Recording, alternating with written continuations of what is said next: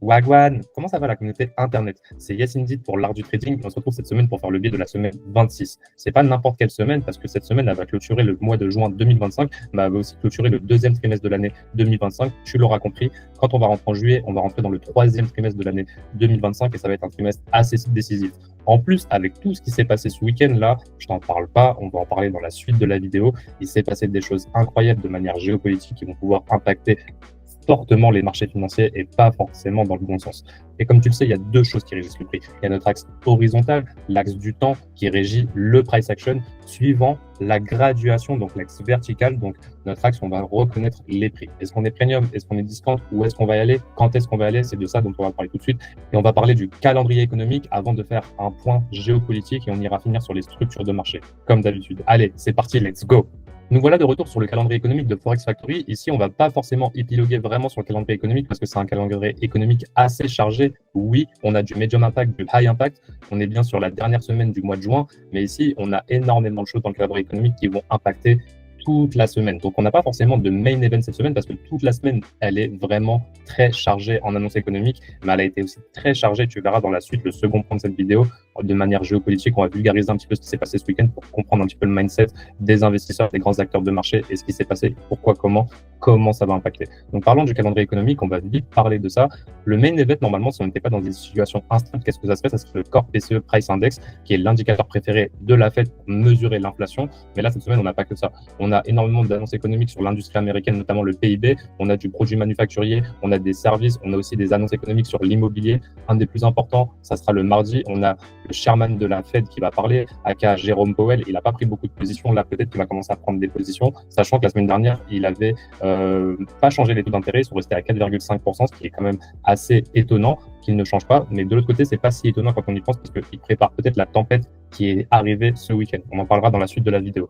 Ensuite, on a le sentiment du consommateur, medium impact. Ça a l'air pas important, mais ça l'est parce qu'en ce moment aux États-Unis, c'est vraiment pas la joie. Ensuite, on a encore du produit manufacturier et forcément, avec tout ce qu'on a parlé sur la Chine ces derniers temps, les frais de douane, etc., ça impacte énormément les consommateurs et pas que, aussi les producteurs de produits manufacturiers, mais comme je le disais, aussi les services. Juste avant, on a parlé des services pour le lundi. Donc, le lendemain, ensuite, une fois que Powell il aura parlé le mardi, le mercredi, qu'est-ce qu'on a? On a encore Powell qui va parler une seconde fois. De quoi il va parler? Peut-être qu'il va prendre une position le mardi et le mercredi, changer de position, à voir. On n'est pas à l'abri de ça. Ou peut-être qu'il va affirmer encore plus la position qu'il aura pris le mardi s'il en prend une, ou peut-être qu'il n'en prendra pas le mardi et qu'il en prendra finalement une le mercredi concernant les taux d'intérêt. Ensuite, on a encore de l'annonce économique sur l'immobilier. Ici, on a aussi une annonce économique et vous voyez quand c'est marqué QQ comme ça veut dire quarterly et c'est vraiment très important parce que là c'est les quarterly de la croissance économique, donc le PIB américain le jeudi, enchaîné de unemployment, le chômage. Donc ça c'est important parce que tous les chiffres, que ce soit sur les produits manufacturés, que ce soit sur les services, que ce soit sur le chômage, que ce soit sur le taux d'emploi, que ce soit sur l'inflation, pour l'instant les frais de douane on les a pas encore sentis et je pense qu'on va bien les sentir cette semaine. Tu comprendras dans la suite de la vidéo pourquoi. Ensuite on a différentes annonces économiques qui concernent encore l'industrie américaine. On en a encore une sur les logements aux États-Unis et par la suite on finit par le Core PCE Price Index le vendredi. Cette annonce normalement c'est l'annonce la plus importante de la semaine, mais est-ce que ça va être le plus important étant donné qu'on a la Fed qui va parler et Jérôme Powell qui va parler 2 fois dans la semaine? Ça reste très important. Et forcément le vendredi, qu'est-ce qu'on a? On a le sentiment du consommateur révisé. Donc le sentiment du consommateur il arrive le mardi et le mercredi il est révisé. Ça vaut pas que pour le sentiment du consommateur. Le sentiment du consommateur, comme on peut le voir ici, ça va être medium impact, donc normalement ça impacte pas trop, mais ça se passe pas très bien aux États-Unis et ça va pas aller en s'arrangeant. De manière générale, tout ce qui va être chiffres importants, c'est toujours révisé, que ce soit des chiffres pour le taux de chômage, que ce soit des chiffres pour le taux d'emploi, que ce soit des chiffres pour l'inflation, par exemple, que ce soit des chiffres pour les prix à la production. Tout ça, c'est toujours révisé. Et en fait, on s'arrête toujours au premier chiffre qui sort. On ne regarde pas les chiffres qui sont révisés, qui donnent la réelle tendance de l'économie américaine. Donc ça, c'est important de le notifier. En ce qui concerne le point annonce économique, on a fini d'en parler. On a vraiment des grosses annonces économiques, donc il faut y aller tranquille cette semaine. Mais là, c'est pas le plus important. Le plus important, ça arrive maintenant. Je vous ai préparé ça sous forme de slide pour pouvoir présenter ça assez rapidement et vite passer au marché financier, donc au price action. On se souvient, Trump, la Chine, hein, on a eu les accords de douane qui sont toujours à 55%. On n'a pas eu forcément de retour de Pékin. Donc, qu'est-ce que ça veut dire? Ça veut dire qu'on est deux pour faire une histoire. En l'occurrence, là, c'est Trump et la Chine. On a eu que des retours de Trump, mais on n'a pas eu forcément des Chinois. Et là où les Chinois, c'est important, c'est que eux, ils ont le contrôle sur les terres rares qu'ils permet aux États-Unis d'avoir certains produits pour pouvoir construire des smartphones et des véhicules. Donc Trump, il a frappé fort. En général, c'est un petit peu sa technique. Il frappe fort et ensuite il essaye de négocier, sauf qu'on n'a pas eu le retour des Chinois. Donc ça, c'est quand même assez important de le notifier. Ensuite, qu'est-ce qu'on a? On a Trump vs Powell. C'est le duel ultime et continu depuis les dernières semaines. Trump, il demande une baisse des taux de plusieurs points, sachant qu'en général, on descend de 0,25 en 0,25 en 0,25. Lui, il demande des points entiers. Et maintenant, c'est pas un point entier, il en demande plusieurs. Donc voilà, c'est quand même important de le notifier parce que c'est historique de vouloir faire ça. En plus de ça, il critique Powell et il veut le pousser à démissionner pour mettre quelqu'un d'autre de plus à l'écoute qui descendrait automatiquement les taux d'intérêt. On a aussi Powell qui reste fidèle à son style parce que la semaine dernière, il n'a pas bougé les taux d'intérêt et il n'a pas beaucoup parlé. Donc il est resté silencieux pour l'instant. Mais cette semaine, est-ce qu'il va le rester? On ne sait pas. On a aussi mardi et mercredi, du coup, cette déclaration et je le répète encore, le corps PCE vendredi pour l'inflation. Donc, on va voir si là, il va y avoir des positions qui vont être prises. Selon moi, je pense que oui, enfin, parce que ça fait longtemps qu'il est resté dans le silence et là, on a besoin de réponses. En tout cas, les États-Unis ont besoin de réponses et ça va forcément se répercuter sur toutes les valeurs américaines, notamment les indices. Maintenant, on a aussi le conflit Iran-Israël qui a démarré en fin de semaine dernière et qui s'est accentué en ce week-end parce qu'on a aussi les États-Unis qui ont pris part à ce conflit. Donc les États-Unis, quand ils ont pris part à ce conflit, ils back up Israël. Donc ça, c'est important de comprendre que les États-Unis, ils sont un allié stratégique très important d'Israël qui est en conflit plus ou moins avec plusieurs peuples. Pas que un, pas que deux, mais plusieurs. Okay, donc là, c'est le conflit avec l'Iran. On a l'Iran qui a été attaqué par Israël, qui a répondu et ainsi de suite. Donc là, on parle quand même de vie humaine, on parle quand même de missiles, on parle quand même de morts, on parle quand même d'un climat de guerre qui a été annoncé des deux côtés, donc ils vont pas lâcher l'affaire. Et qu'est-ce qui s'est passé? On a une escalade majeure des États-Unis qui sont impliqués. Vendredi, Trump a qualifié l'opération de succès militaire spectaculaire, parlant de l'installation totalement anéantie. L'installation de qui? De l'Iran. Et par la suite, il a le toupet d'appeler à la paix. Donc c'est ce que je vous dis, Trump met des claques, boum, boum, boum, et après il essaie de négocier avec toi. Juste après avoir bombardé, dans une logique paradoxale, mais classique chez lui, les US ont bombardé les sites nucléaires iraniens. Donc c'est exactement ce que je viens de dire. Il bombarde et ensuite il essaye de vouloir dire, bon voilà, on va s'arrêter ici, parce que comme ça on va pas monter les choses. Vous avez compris, Israël, ils sont pas tout seuls, sauf que l'Iran, eux aussi, ils sont pas tout seuls. Tu vas comprendre par la suite. L'Iran a saisi le Conseil de sécurité de l'ONU dénonçant une violation des droits internationaux. Donc là, on monte encore d'un grade. Et là, ce qu'on craint, c'est une riposte iranienne qui pourrait embraser tout le Moyen-Orient. Parce qu'il faut bien comprendre que l'Iran, c'est un pays producteur de pétrole et qu'au Moyen-Orient, on a aussi l'OPEC, pas mal de pays producteurs de pétrole, comme les Émirats arabes, l'Arabie saoudite et d'autres, et j'en passe. Et donc là, forcément, ça va avoir des impacts sur le baril de pétrole et pas que, parce que tout ça, ça passe par quoi? Ça passe par le détroit d'Ormuz, et le détroit d'Ormuz, c'est un point stratégique parce que tout le pétrole passe par là, enfin pas tout le pétrole, mais une majorité du bon pétrole, parce qu'il faut savoir que le Moyen-Orient fait du bon pétrole directement, alors que d'autres pays qui sont producteurs de pétrole, eux, ils doivent retravailler le pétrole, ils ne peuvent pas l'utiliser directement, alors que chez eux, on peut. Donc, il faut bien comprendre que là, il y a énormément de choses qui sont en jeu. Et donc, on a aussi les États-Unis, du coup, qui s'enracinent dans ce conflit. Et c'est là où je vous dis que Trump, c'est un petit peu bizarre, parce que dans les dernières allocutions qu'il avait faites, il avait dit qu'il se laisserait 2 semaines pour savoir si l'Iran, ils allaient un petit peu plier, reculer, est-ce que c'était passager ou pas. Et il avait dit que dans 2 semaines, il prendrait sa décision ou pas de savoir s'il allait aider ou pas Israël. Tout le monde était là en mode non, il va pas rentrer dans le conflit. Qu'est-ce qui se passe 2 jours plus tard? Hop, ça envoie des missiles sur l'Iran. Les États-Unis ont envoyé des missiles sur l'Iran pour défendre Israël. Donc, c'est quand même assez incroyable et historique ce qui se passe.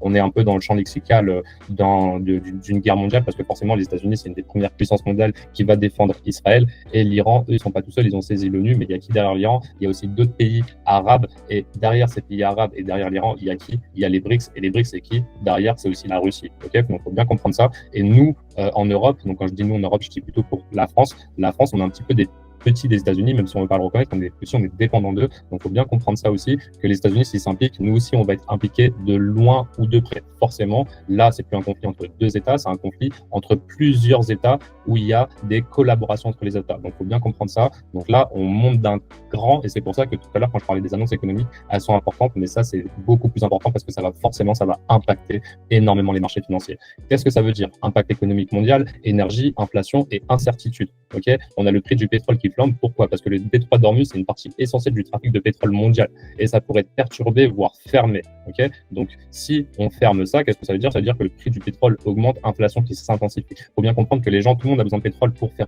travailler sa population ou pour faire travailler son industrie dans son pays. Et si on n'a plus accès au pétrole et qu'on a toujours la même demande, mais qu'il y en a de moins en moins, qu'est-ce qui va se passer? Le prix du baril, il va flamber et donc forcément, ça va se répercuter sur les consommateurs.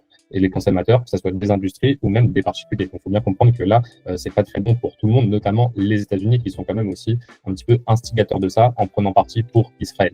Les marchés anticipent une hausse du coût de la vie, surtout pour les Américains. Et cela peut freiner la consommation qui est déjà fragilisée par la baisse de confiance des ménages, notamment avec ce qui s'est passé entre Trump et la Chine, les douanes, etc., etc. Ok.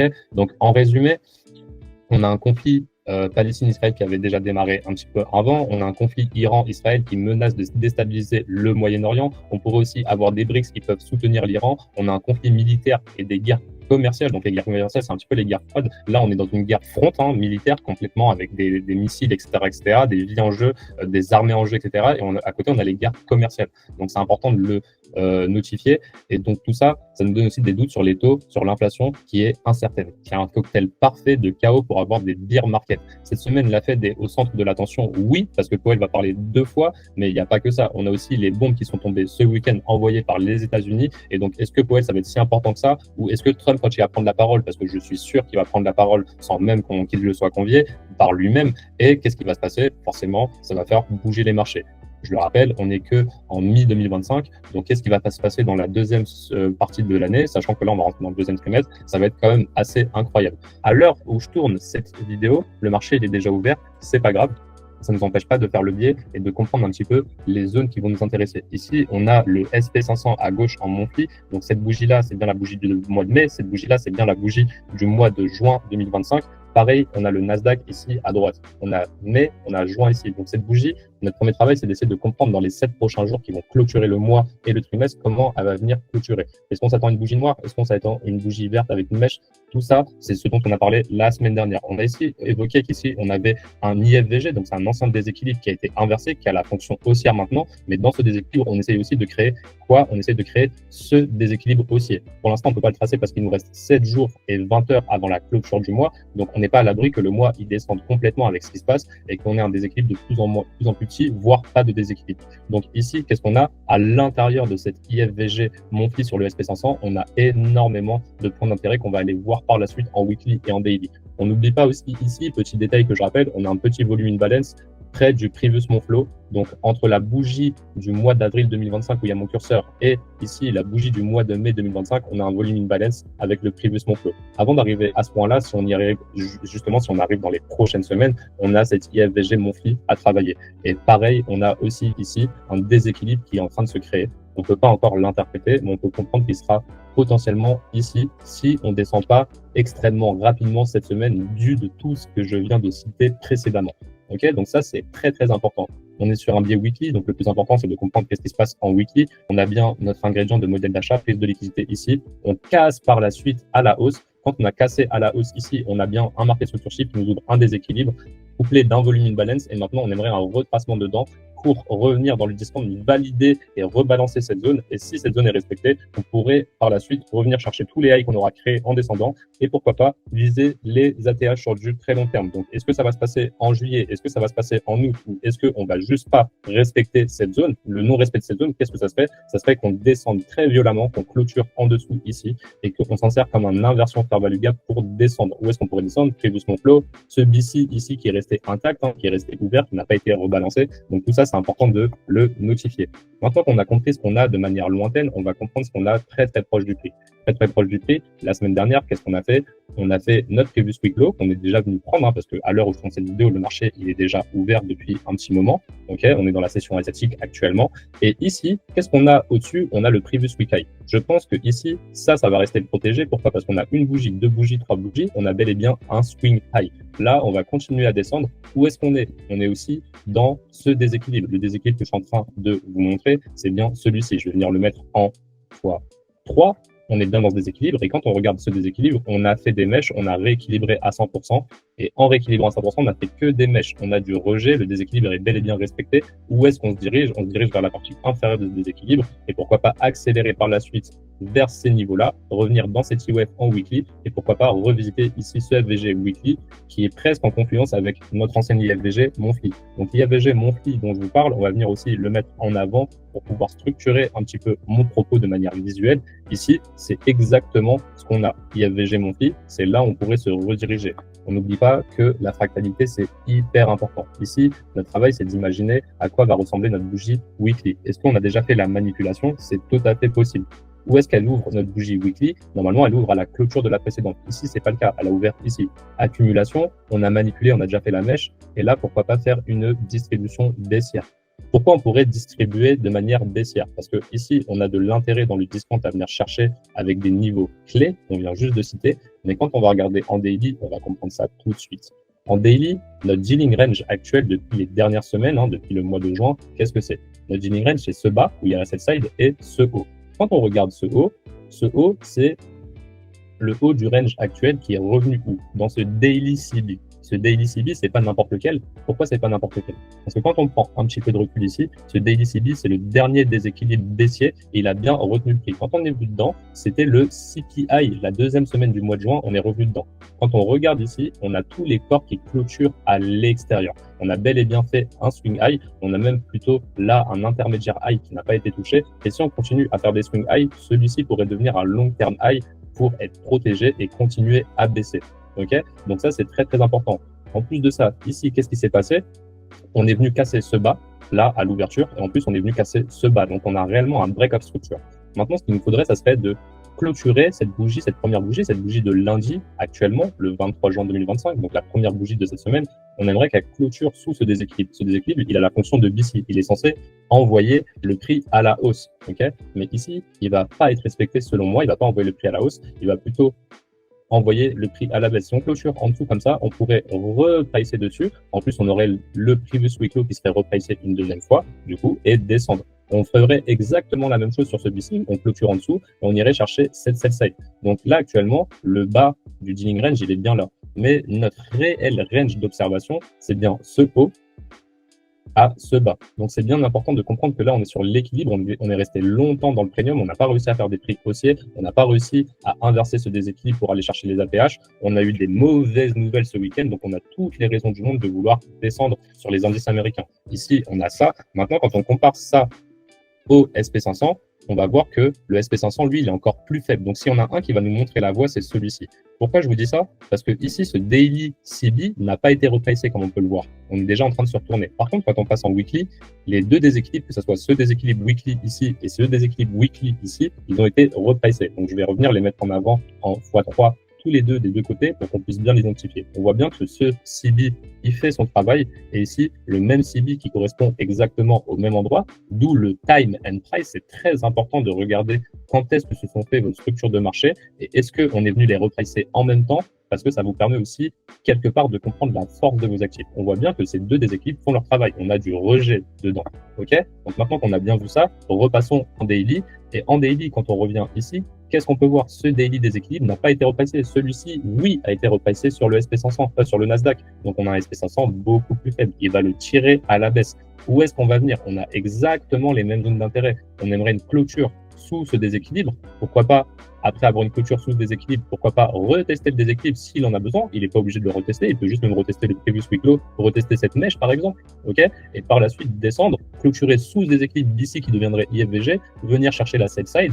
Et ici, on aimerait aussi même clôturer avec du corps pour nous montrer que le prix il est vraiment bearish et qu'il veuille descendre ou dans le déséquilibre weekly dont on a parlé. Et dans ce déséquilibre weekly, qu'est-ce qu'on a ici? On a ce volume imbalance weekly en orange, très bien, mais on a aussi un gap ici, une absence de cotation. Il faut bien que le marché repasse par là. Est-ce qu'il va repasser cette semaine ou est-ce qu'il le fera sur les premières semaines de juillet, la première, la seconde semaine de juillet? On a tout le temps de le voir. Okay, donc, il faut bien comprendre que ça, c'est le biais que moi, je vois actuellement. Je suis plutôt bearish sur les indices, en tout cas, au moins pour qu'on vienne retravailler ces zones. Et quand on sera dans ces zones, c'est là qu'on avisera. Il y a une chose qui est importante aussi, c'est pas parce que vous voyez que là, on a ouvert avec un gap d'ouverture que forcément, on va venir repricer dedans. On a eu l'exemple ici. Ici, cet exemple, on a ouvert avec un gap d'ouverture. Vous voyez, on est monté, on n'a jamais repricé dedans, on a continué à monter. Donc ici, c'est pas parce que vous voyez un gap d'ouverture, un gros gap, ou que vous le voyez aussi sur le Nasdaq, que forcément, cette semaine, que ce soit mardi, mercredi, on va revenir dedans. C'est pas forcément le cas. Ça serait l'idéal pour avoir un prix parfait et nous donner des raisons encore, s'il est rejeté, de vouloir descendre et faire le scénario inversion de ce déséquilibre, direction cette sell side, ensuite direction tous les points d'intérêt qui sont en dessous, pourquoi pas? Mais on n'est pas obligé de revenir dedans. En tout cas, celui qui va nous montrer qu'on est bien bearish, et c'est ce qu'on voit actuellement, on va faire un zoom, c'est le SP500. Regardez juste la taille de la bougie de ce lundi en session asiatique et regardez la taille de la bougie du SP500. On voit que le SP500, il est pas en train de nous faire une mèche là, il est en train de nous faire un beau corps. Ici, ok, on a un petit peu de rejet. Pourquoi? Parce qu'on a un Nasdaq qui est un petit peu plus fort. Ceci explique cela. Donc maintenant qu'on a vu ça, je vais venir vous dire les prix qui m'intéressent sur le Nasdaq. Sur le Nasdaq, forcément, le prix du week low, il m'intéressait, mais il a déjà été pris à l'ouverture de ce marché pendant la session asiatique. Donc ce prix m'intéressait. Ensuite, le prochain prix qui m'intéresse, c'est ce CB Weekly. Ce CB Weekly, on va le mettre en x3. Ce prix m'intéresse, 21 544. Très, très intéressant comme prix. Ensuite, forcément, ce déséquilibre m'intéresse. Que ça soit l'entrée du déséquilibre, les 50% ou les 100%, ça va m'intéresser. Donc, l'entrée du déséquilibre, 21 537, très intéressant comme prix. 21 452, très intéressant. Qu'est-ce qu'on a? On a les 450 chiffres institutionnels à côté. Entre les deux, on a les 21 500, un réel chiffre institutionnel sur quoi on pourrait prendre des partiels si on n'est jamais en vente. Et qu'est-ce qu'on a par la suite? On a cette mèche. Cette mèche, vous pouvez prendre les quadrants inférieurs pour vous donner un niveau supplémentaire avant la sell side. Et cette sell side, c'est vraiment ma target finale qui m'intéresse pour cette semaine. Maintenant, si on arrive à clôturer fortement en dessous, où est-ce qu'il va se diriger mon regard? Sous cette sell side qui serait ma target finale, je vais vous annoncer le prix, 21 288. Ensuite, à l'intérieur ici, ça va m'intéresser. Tous les prix entre cette sell side et ce déséquilibre weekly, donc ce FVG qu'on voyait en début, tous ces prix qui vont se trouver ici, ils vont m'intéresser. Donc des 21 285 en passant par les 21 200, 21 100, 21 034 jusqu'aux 21 000 eux-mêmes, ça va m'intéresser. Si on arrive à atteindre les 21 000 cette semaine, pour moi, ce sera un mouvement incroyable baissier. La chance qu'on a, nous, en tant qu'analystes et en tant que trader, c'est que le marché soit haussier ou que le marché soit baissier, on peut quand même générer des profits. Voilà toutes les zones d'attrait du prix qui sont importantes pour moi. On arrive un petit peu sur la fin du biais de manière higher time frame, que ce soit weekly, daily ou monthly. Ça va être une semaine très importante, je le répète, et t'inquiète pas, comme d'habitude, dans la suite de la vidéo, je te mettrai les screenshots pour que tu puisses reproduire les mêmes markups chez toi si tu le souhaites, ou que tu puisses les aérer, ou que tu puisses les incorporer à toi, tes propres markets, pour que tu puisses suivre le marché. Merci à toi d'avoir regardé cette vidéo jusqu'à présent. Comme tu le sais, c'est vraiment quelque chose, c'est un rendez-vous qui est très important, que tu le fasses sur cette chaîne YouTube ou que tu le fasses de manière personnelle. Il faut vraiment que tu puisses mettre ça dans ta routine parce que ça te permet par la suite d'être beaucoup plus serein dans tes exécutions. Un bon trader, c'est quelqu'un qui sait analyser, qui sait organiser avant d'exécuter son trade. Comme tu le sais, on vient de faire le biais de la semaine 26. On va faire le biais de la semaine 27 ensemble la semaine prochaine. On pourra faire un topo. En attendant, je te souhaite une très bonne semaine de trading. Bon courage à toi. On se voit à la semaine 27. C'était Yes Indeed pour l'art du trading. Allez, ciao, ciao, ciao.